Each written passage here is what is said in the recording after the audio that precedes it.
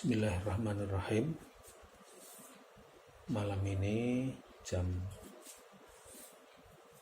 21:19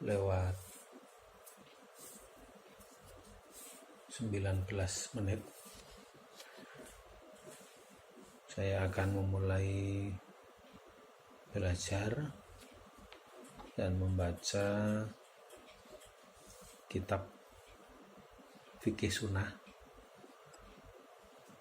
dalam bahasan tentang memakamkan jenazah.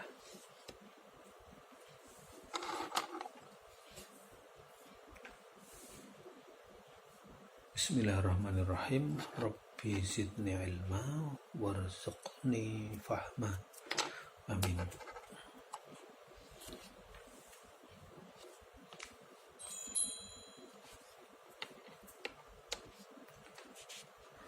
Memakamkan jenazah. Hukumnya, kaum muslimin telah menyetujui secara ijma bahwa memakamkan dan menimbuni tubuh jenazah hukumnya adalah fardu kifayah. Allah berfirman, alam naj'alil arda kifata ahya'an wa amwata. Bukankah kami jadikan tanah itu sebagai tempat berhimpun, baik selagi kamu hidup maupun setelah mati.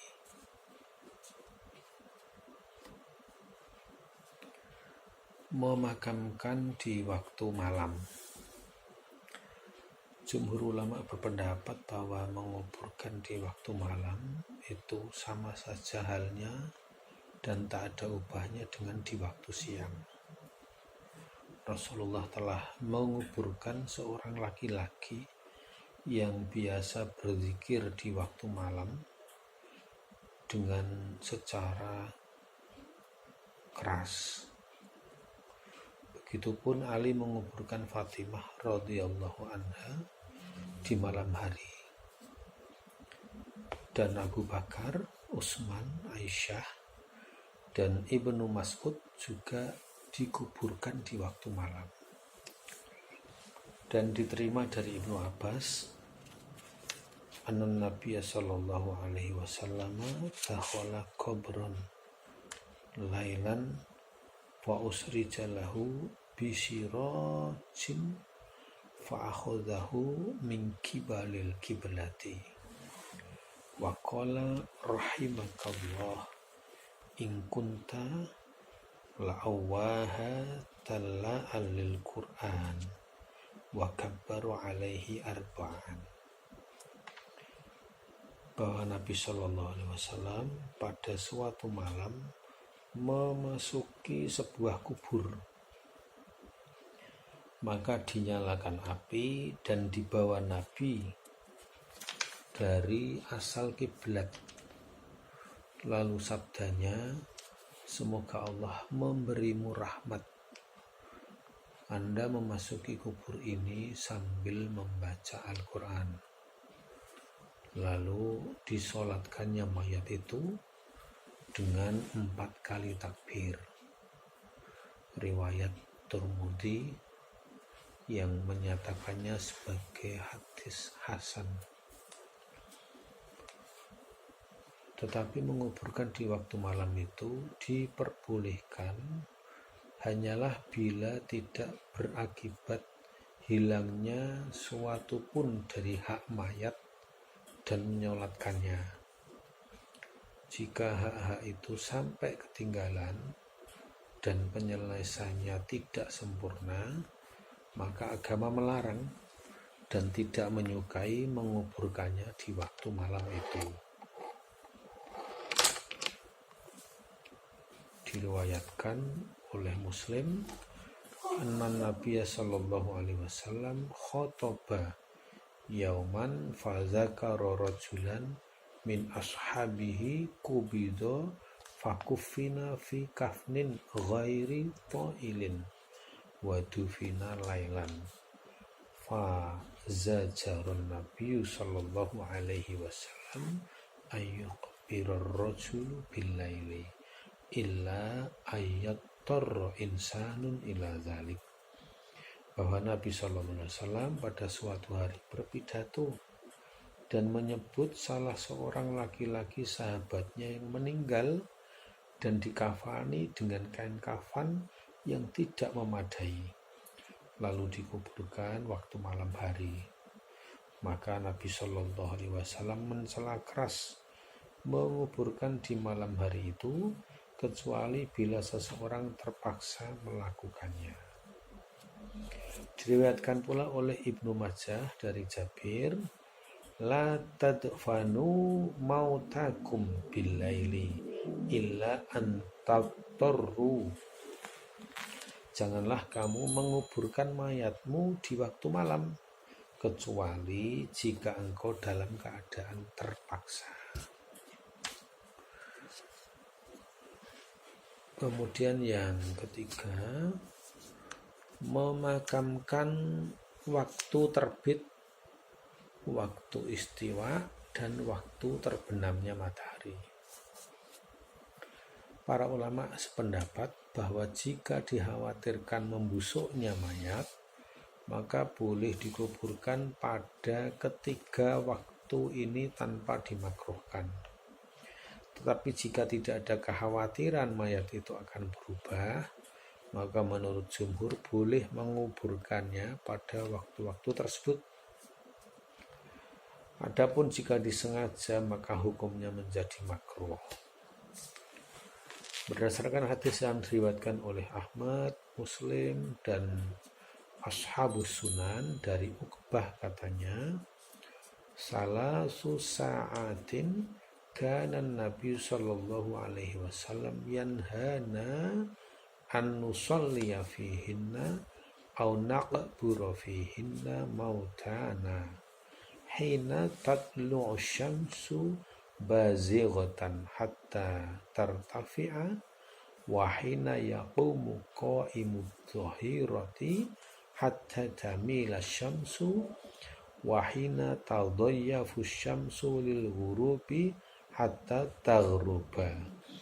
Ada 3 saat yang pada waktu itu kami dilarang oleh Nabi SAW buat melakukan sholat ataupun menguburkan mayat, yaitu tepat waktu terbitnya matahari sampai ia naik, ketika tepat tengah hari hingga ia tergelincir, dan ketika hampir terbenamnya matahari sampai ia terbenam. Menurut golongan Hambali, dimakruhkan secara mutlak menguburkan mayat itu pada ketiga waktu tersebut berdasarkan hadis tersebut di atas. Kemudian bab yang keempat, sunnah mendalamkan kubur. Tujuan menguburkan mayat ialah untuk menutupinya dalam sebuah lubang agar tidak menyebarkan bau dan untuk menjaganya dari binatang-binatang buas dan burung-burung. Maka jika tujuan ini telah terpenuhi, bagaimanapun cara dan bentuknya, berarti lepaslah tugas dari bebas kewajiban. Hanya seyogyanya kubur itu didalamkan sampai setinggi tegak, berdasarkan hadis yang diriwayatkan oleh Nasai dari Hisham bin Amir dan juga oleh Tirmidzi yang menyatakan sahnya. Katanya, syakauna ila Rasulillah sallallahu alaihi wasallam yauma Uhudin fakulna ya Rasulullah al-hafru alaina likulli insanin syadidin.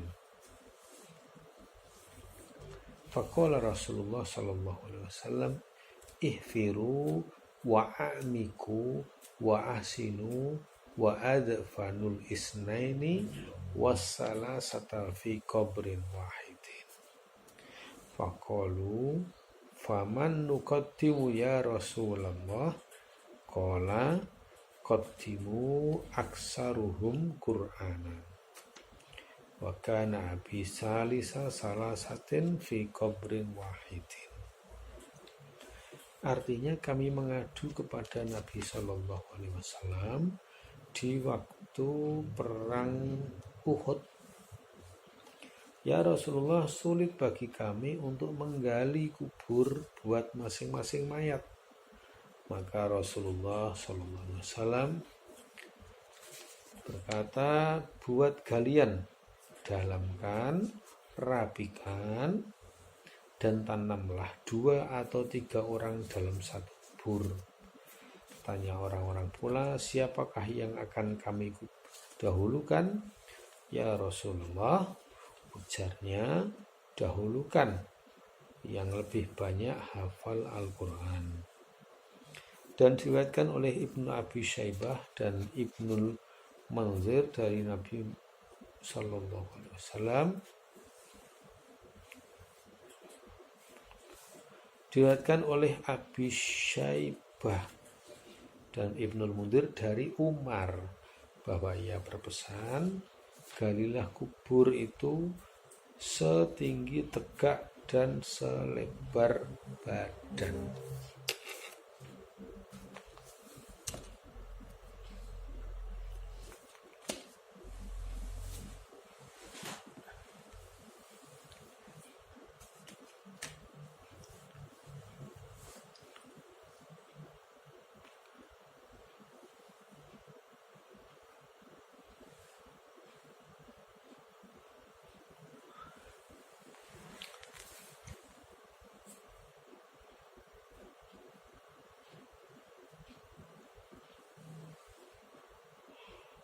Astagfirullah. Mulai mengantuk. Mulai mengantuk, saudara-saudara. Mulai mengantuk, guys. Berhenti senak.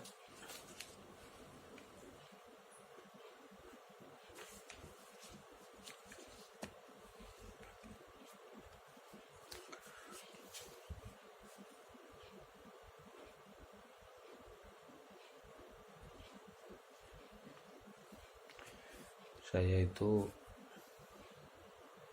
kalau belajar suka mengantuk. Ya, sejak kecil itu.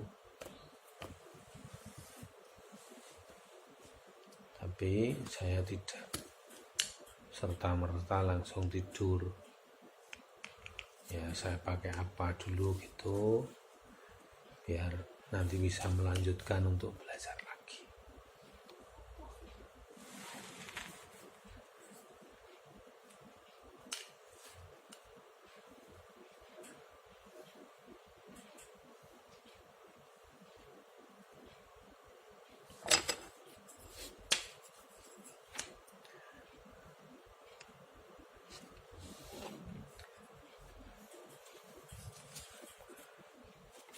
Sub bahasan yang kelima, lebih utama lahat daripada syak. Lahat artinya liang di sisi kubur arah kiblat. Di atasnya ditegakkan batu-batu bata atau papan-papan kayu hingga rupanya seakan-akan rumah beratap. Sedangkan syak artinya ialah liang di tengah-tengah kubur untuk tempat mayat. Kelilingnya dipagari dengan batu-batu bata dan di atasnya ditutupi dengan sesuatu sebagai atap. Keduanya boleh dipergunakan, hanya lahat lebih utama.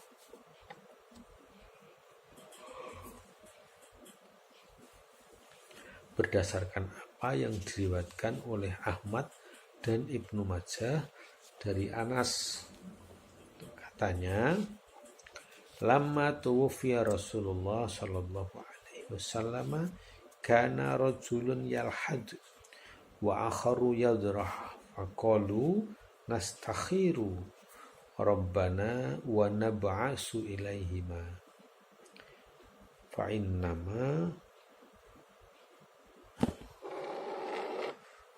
sekali.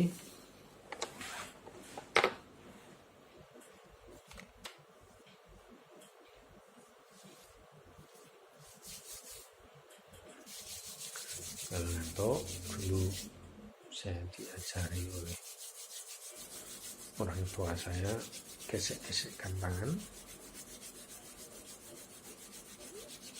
Bismillahirrahmanirrahim. Nah, tempelkan di mata, gesek-gesekkan lagi.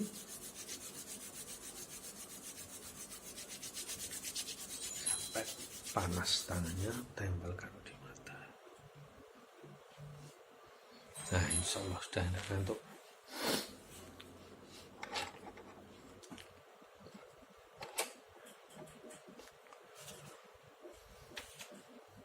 Tatkala Rasulullah Shallallahu Alaihi Wasallam wafat, ada seorang ahli yang membuat lahat dan ada pula yang biasa membuat syak.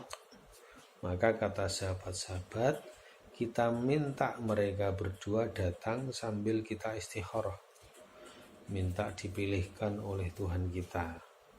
Maka nama-nama di antara kedua orang itu yang lebih cepat datang ialah yang akan kita pakai. Demikianlah mereka mengirim suruhan kepada kedua orang itu. Kiranya yang lebih dulu tiba ialah tukang lahat. Maka mereka buatlah makam Nabi dengan memakai lahat.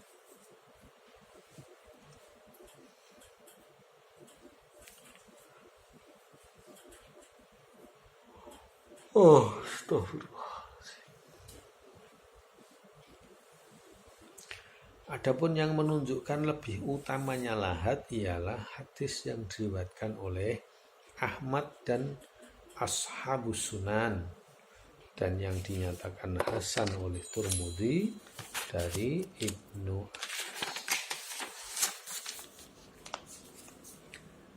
Nabi sallallahu alaihi wasallam bersabda, Allah tulana wasyakku li ghairi lina.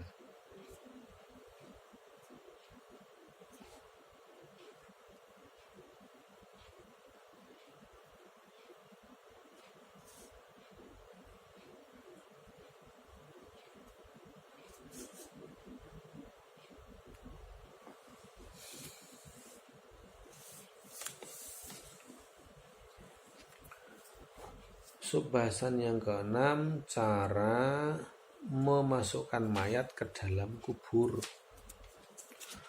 Menurut sunnah, memasukkan mayat ke dalam kubur itu caranya ialah dari bagian belakangnya. Ini jika hal itu tidak mengalami kesulitan. Berdasarkan apa yang diriwayatkan oleh Abu Dawud, Ibnu Abi Syaibah, dan Baihaqi,